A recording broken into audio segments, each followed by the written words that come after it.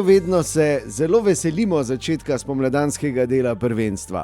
Najbolj zato, ker dobimo prestižnega nagrajenca, torej vijol'čnega bojevnika za preteklo leto, tistega, ki se je najbolj srčno boril za vijol'čni dres po mnenju navijačev in navijačic našega enka Maribora. In tokrat je to povsem zasluženo postal Hilal El Arabi Sudani. Vse čestitke. Nato pa štajerski derbi. Tekma preobratov, tekma, v kateri je v prvem polčasu prevladoval enka Maribor, v drugem pa smo videli kar 5 zadetkov. In na koncu, glede na prikazano, verjetno še najpravičnejši izid 3-3. Vrhunska tekma v hladnem Ljudskem vrtu, tu so torej najzanimivejši trenutki tega obračuna.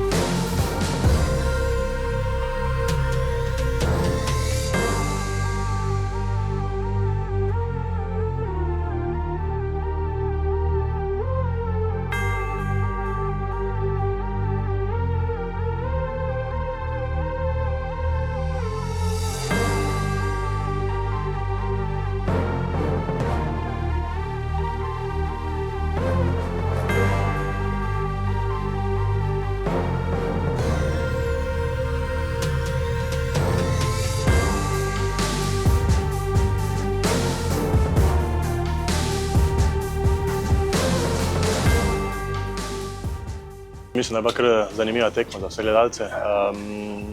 Prvi polčas smo enostavno dominirali, potem drugega smo vedeli, da se bo nekaj spremenilo v njihovi taktiki. Nismo mogoče dovolj dobro stali, ampak ja, na koncu mislim, da več kot zaslužena točka. Na koncu smo imeli tudi priložnost za zmago, ampak ja, evo, gremo z tem ciljem naprej, da na naslednjih tekmah zmagamo. Utakmica koja vraća publiku na stadion, koja daje jedan veći nivo slovenskoj ligi. Mislim da je ovo, bar u ovoj godini, sigurno prvi put da je neko na ovaj način igrao protiv Celja. Ponosan sam zaista, pogotovo na prvo poluvreme, mislim da je to jedno fenomenalno poluvreme. Morali smo naplatiti više to prvo poluvreme, morali smo voditi sa većom razlikom. Ali eto, ok, 1-0 opet bilo je vodstvo kako jeste i onda ulazak u drugo poluvreme 2-0, mislim da je to definitivno presudni moment. Kad se poništava gol radi ofsajda, je li bio, nije li bio, eto, vidjet ćemo.